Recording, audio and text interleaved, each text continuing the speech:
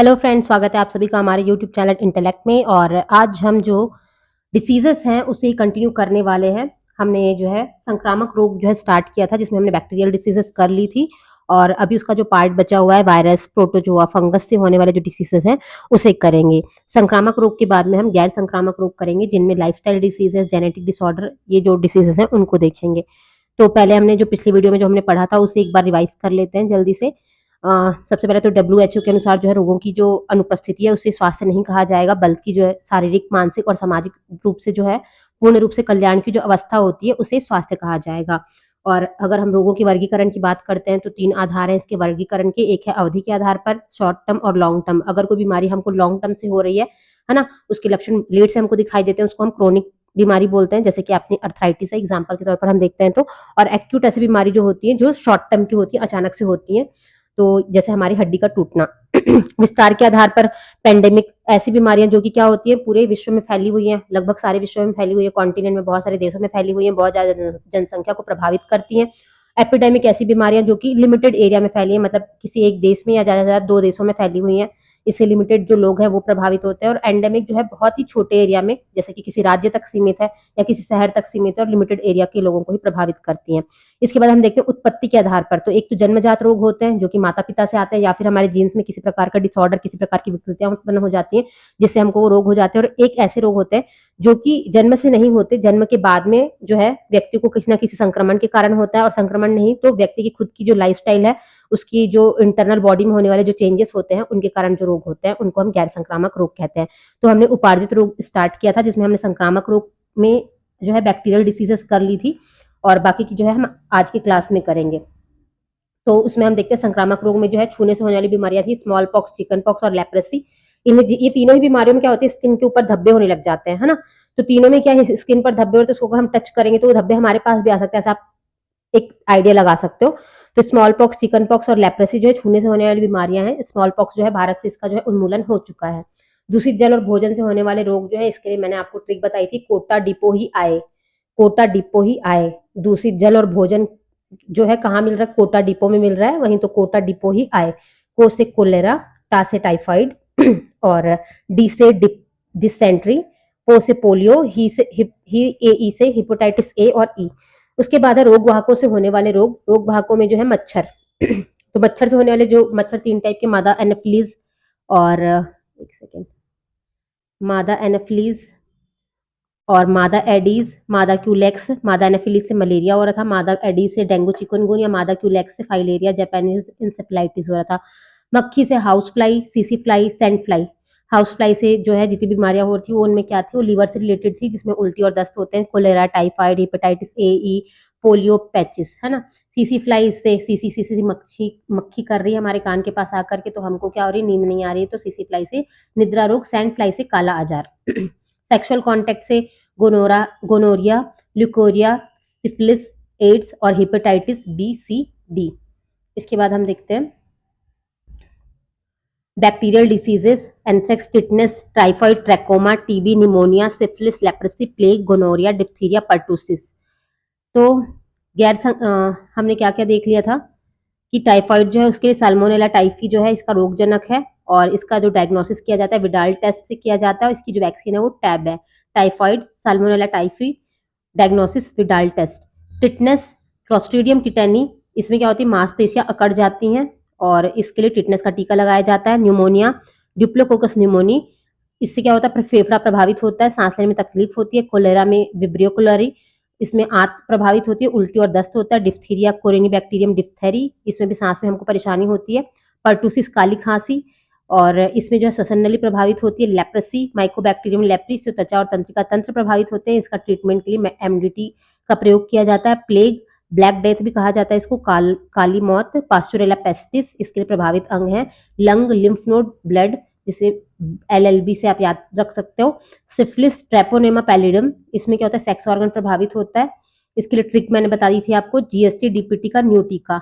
G for gonorrhoea, S for syphilis, T for typhoid, D for diphtheria, P for plague, T for tetanus, का से काली खांसी, new से pneumonia, T से TB और का से कोलेरा। ओके, अब हम आज की क्लास स्टार्ट करते हैं। आज हम देखेंगे जो हमारे वायरल डिसीजेस हैं वो।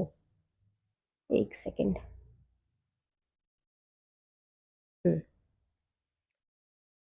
संक्रामक रोग का जो पार्ट 2 है, इसमें हम देख रहे हैं विषाणु से होने वाले रोग। सबसे पहले देखते हैं चिकन पॉक्स। चिकन पॉक्स का जो वायरस है वो वैरिसेला वायरस है। इससे त्वचा पर लाल धब्बे होने लग जाते हैं। स्मॉल पॉक्स, जिसका उन्मूलन हो चुका है इंडिया से, और इसमें जो है वेरियोला वायरस है इसका वायरस, और त्वचा पर इसमें लाल धब्बे होते हैं। इसकी वैक्सीन जो है एडवर्ड जेनर ने बनाई थी। इनको कहा जाता है father of immunology, father of immunology. Bird flu और स्वाइन फ्लू, फ्लू जितने भी फ्लू है सारे के सारे वायरस से होते हैं। तो बर्ड फ्लू जो है H5N1 वायरस से होता है। स्वाइन फ्लू जो है H1N1 वायरस से होता है। देखो बर्ड छोटी होती है लेकिन उसका वायरस जो है वो बड़ा है, H5 है। स्वाइन फ्लू जो है, पिग जो है, स्वाइन जो है वो बड़ा होता है लेकिन उसका जो वायरस है वो छोटा है। फ्लू जो है इन्फ्लुएंजा ए और बी वायरस से होता है। इसको हम ऑर्थोमिक्सो वायरस भी बोलते हैं। इससे तो श्वसन तंत्र जो है प्रभावित होता है। पोलियो का जो वायरस होता है, पोलियो वायरस, इसको एंटीरो वायरस भी बोला जाता है। इसमें सिर्फ आरएनए होता है जो कि सिंगल स्ट्रैंडेड होता है। इसकी जो प्रभावित अंग है वो केंद्रीय तंत्रिका तंत्र है। केंद्रीय तंत्रिका तंत्र में दोनों चीजें शामिल होती है। हमारा मस्तिष्क, ब्रेन शामिल होता है। उसके साथ ही साथ हमारी जो रीढ़ की हड्डी होती है, जो हमारा मेरु रज्जु तंत्र होता है, वो भी इसमें शामिल होता है। इसके लिए जो वैक्सीन है, सबसे पहली बार जो है शार्क ने बनाई थी, जो कि एक इंजेक्टेबल वैक्सीन थी। इसको आईपीवी बोलते हैं, injectable polio virus, polio vaccine. और सेकेंड जो वैक्सीन बनाई थी साबिन ने बनाई थी, जिसको हम ड्रॉप के फॉर्म में देते हैं, ओरल ड्रॉप के फॉर्म में इसको बोलते हैं ओरल पोलियो, सॉरी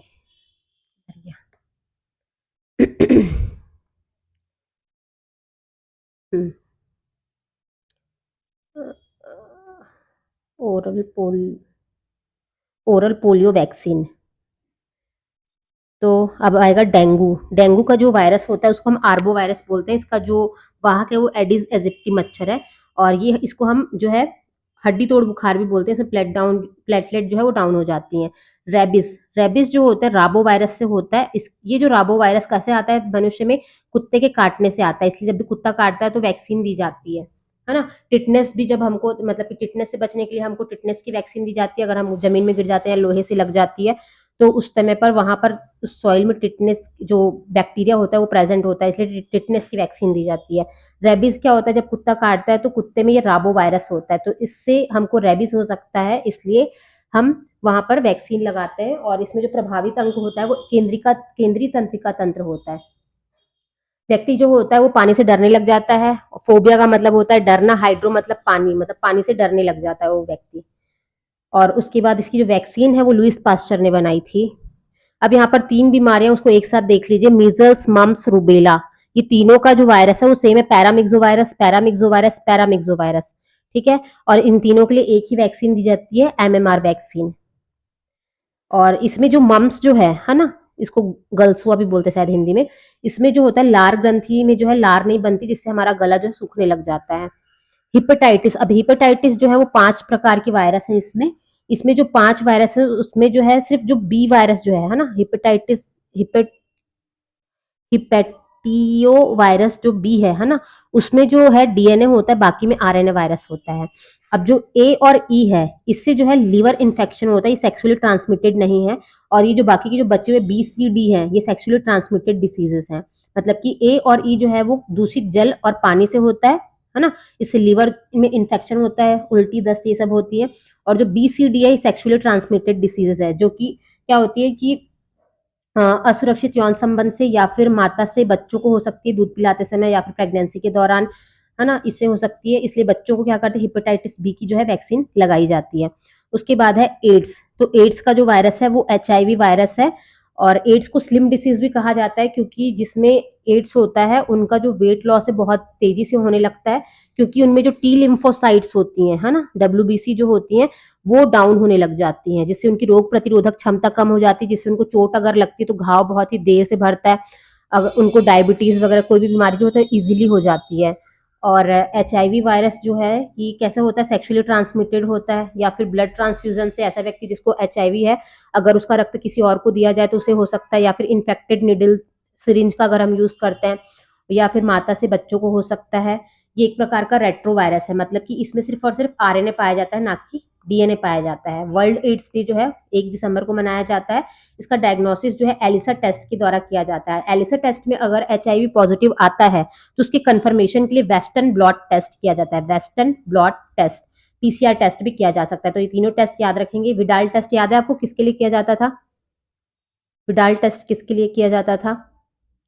अभी हमने रिवाइज किया था, कमेंट करके बताइए किस लिए विडाल टेस्ट किसके लिए किया जाता है। और एलिसा टेस्ट और PCR test, western blot test, ये तीनों की तीनों जो है वो एड्स के लिए किए जाते हैं। कॉमन कोल्ड के लिए जो वायरस है वो राइनो वायरस है।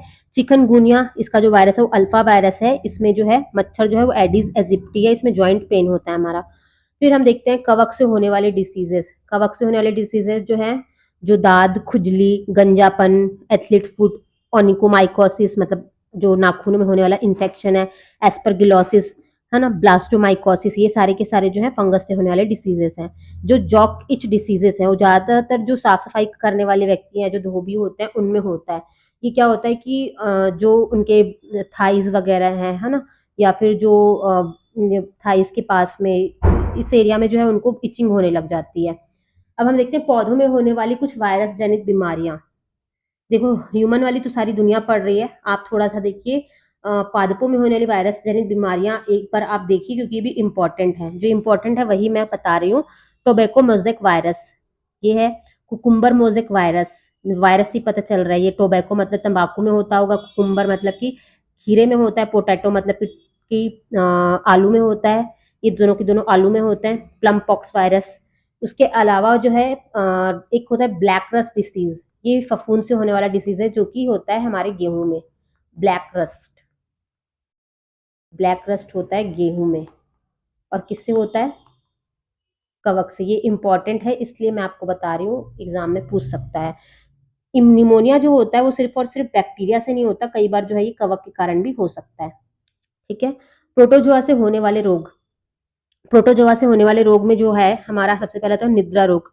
तो निद्रा रोग की जो कैसे होता है, सीसी मक्खी आती है, सीसी मक्खी साथ में लेकर आती है क्या अपने साथ में, इस प्रोटोजोआ को लेकर आती है। ट्राइपोनोसोमा ब्रूसी, ट्राइपोनोसोमा ब्रूसी, इससे मस्तिष्क जो है प्रभावित होता है। सीसी मक्खी आएगी, सीसी सीसी सी करेगी, हमारा मस्तिष्क जो होगा वो खराब हो जाएगा, सिर दर्द करने लगेगा और हमको अनिद्रा हो जाएगी। काला अजार। अब देखो, अब ऐसे किसी पे रंग भेदभाव वाली बातें नहीं करनी चाहिए, ना किसी एरिया विशेष पर। लेकिन काला ज्यादातर आप देखोगे जो गर्म एरिया के लोग हैं, जैसे कि ये हमारे अफ्रीका वगैरह साइड के लोग हैं, वो क्या है, उस तरफ रेतीला मरुस्थल भी होता है, सहारा मरुस्थल, और वहाँ के लोग जो है काले काले होते हैं। तो सैंड फ्लाई, जो रेतीली फ्लाई होती है, वो क्या करेगी, काला कर देती है व्यक्ति को, काला अजार या काला बुखार। तो सैंड फ्लाई, सैंड फ्लाई से होता है काला अजार। सैंड से याद रखोगे कि सैंड मतलब काली चीजें, सैंड में जो रहते हैं वो लोग, ऐसा आप ध्यान में रखो, सिर्फ एक ट्रिक है याद करने की, कोई पूर्वाग्रह नहीं है, कि सैंड फ्लाई जो है उससे क्या होता है, काला अजार होता है। और साथ में क्या लेके आता है अपने साथ में, ये प्रोटोजोआ लिस्मानिया डोनोवाई, लिस्मानिया डोनोवाई। निद्रा रोग का ट्रेपिनोसोमा ब्रोसी, जो कि सीसी मक्खी से होता है। काला आजार लिस्मानिया डोनोवाई प्रोटोजोआ से होता है, जो कि सैंड फ्लाई लेकर आती है। पेचिस, पेचिस में क्या होता है, हमारा लीवर प्रभावित होता है, उल्टी दस्त। जहां पर भी लीवर प्रभावित हो रहा है वहां पर उल्टी दस्त होती है। जहां पर उल्टी दस्त होती है मतलब वहां हमारा आंत मतलब लीवर और आंत प्रभावित होती है। इंटेस्टाइन और लीवर प्रभावित होंगे, वहां पर उल्टी दस्त होगी। यहाँ पर आंत प्रभावित हो रही तो उल्टी दस्त हो रहा है, लीवर प्रभावित होता है तो भी उल्टी दस्त होता है। इसका जो प्रोटोजोआ है वो एंटमीबा हिस्टोलाइटिका, एंटमीबा हिस्टोलाइटिका। पेचिस का जो पैथोजन है वो है एंटमीबा हिस्टोलाइटिका। ये कहाँ से आता है, इसका जो वाहक क्या है, दूषित जल या भोजन, ऐसा भोजन जो कि कंटामिनेटेड है, दूषित है ना, उसमें क्या होता है, एंटामीबा होता है। इसको अगर हम ग्रहण करते हैं तो हमारा पेट खराब हो जाता है, पेचिस हो जाता है। उसके बाद है पायरिया। पायरिया हो दांतों में होता है, मसूड़ों में, मसूड़ों से खून आने लगता है और पीले पीले हो जाते हैं। Entamoeba gingivalis, entamoeba gingivalis. Malaria, ये मलेरिया तो शुरू से पढ़ते आ रहे हो कि प्लाज्मोडियम से होता है, प्लाज्मोडियम से होता है।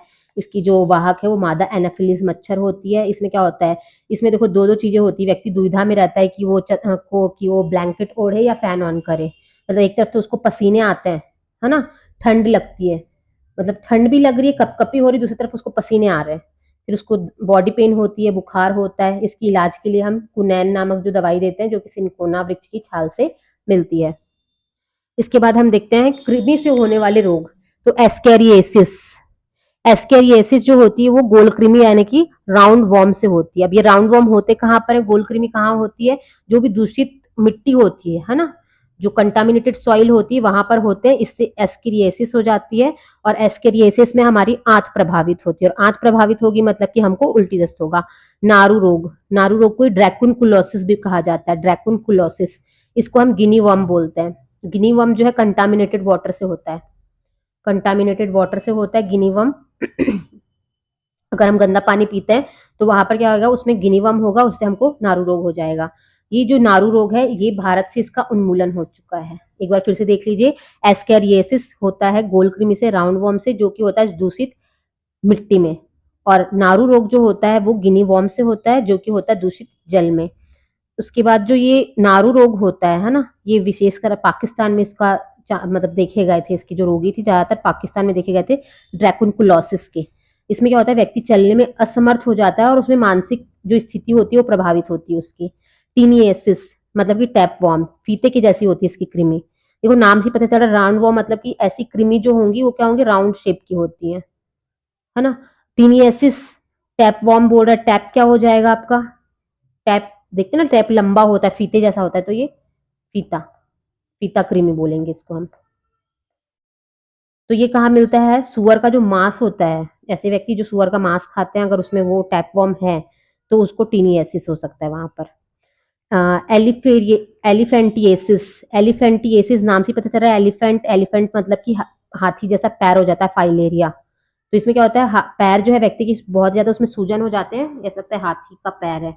इसका जो कृमि है वो वुचेरिया ब्रैंकफ्लाई, वुचेरिया ब्रैंकोफ्टाई, वुचेरिया ब्रैंकोफ्टाई। 5 डिसीजेस हैं कृमि से होने वाले, एस्केरियासिस, ड्रैकुनकुलोसिस, टीनियासिस, एलिफेंटिएसिस। ज्यादा अगर नहीं भी ध्यान हो तो ये ध्यान रखना जिसमें भी एसिएसिस आ रहा है, एसिएसिस, एस्केरियासिस, ड्रैकुनक्लोरोसिस, मतलब सिस सिस जिसमें आ रहा है, वो सारे के सारे क्या है, हमारे कृमि से होने वाले रोग हैं।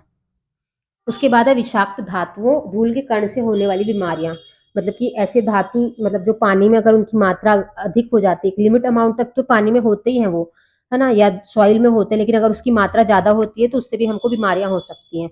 जैसे कि नाइट्रेट है, नाइट्रेट की मात्रा अगर ज्यादा होती है तो उस एरिया में क्या हो जाता है, ब्लू बेबी सिंड्रोम होता है। कैडमियम, कैडमियम हैवी मेटल है, इससे क्या होता है, इताई इताई रोग होता है।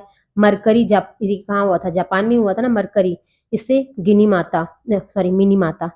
और कॉपर अगर एक्सेस में होता है आपके खाने में या भोजन में, किसी भी तरीके से हमारी बॉडी में अगर कॉपर ज्यादा हो जाता है तो वहां से विल्सन डिसीज होती है। उसके अलावा है लेड और कैडमियम की मात्रा अगर हमारी बॉडी में ज्यादा हो जाती है तो उससे पार्किंसन डिसीज होता है। कोल डस्ट अगर हमारे मुंह में चला जाता है, ऐसे व्यक्ति जो कोयले के कारखाने में काम करते हैं उनको होता है एंथ्रोकोसिस। और आयरन डस्ट होने पर सिड्रोसिस, सिड्रोसिस, सिलिकोसिस अलग है, सिड्रोसिस अलग है। सिड्रोसिस में जो है आपका आयरन होगा और सिलिकोसिस में सिलिका डस्ट होगा। एस्बेस्टोसिस, एस्बेस्टोसिस मतलब एस्बेस्टोस के जो कण होंगे, जो जो उसके धागे होंगे वो चले जाते हैं। बैगेसोसिस मतलब बैगस, बैगस होता है ना शुगर कैन, अगर हम वो आप गन्ने का जूस पीते हो वहां पर देखोगे उसका जो बाद में निकलता है वो वेस्ट मटेरियल होता है, उस बेगस बेगस सा होता है, तो यहाँ से आ जाएगा आपका बैगोसिस।